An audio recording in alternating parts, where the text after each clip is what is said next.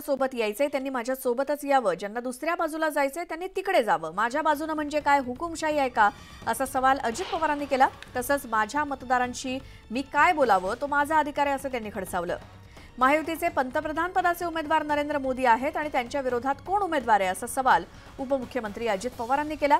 आता तरी देशात नरेंद्र मोदींशिवाय पंतप्रधान पदाचा दुसरा कोणी उमेदवार पाहायला मिळत नाही असंही त्यांनी स्पष्ट केलं।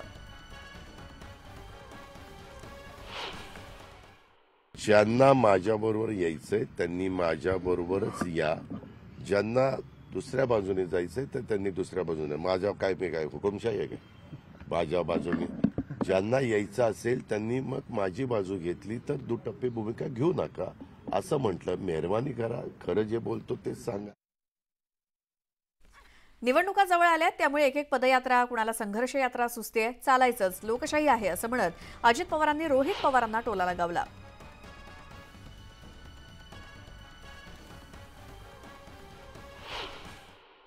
निवडणुका आल्यात ना जवळ, त्याच्यामुळे एक एक पदयात्रा बिदयात्रा, कुणाला संघर्ष यात्रा सुचते, कुणाला पदयात्रा सुचती, चालायचं।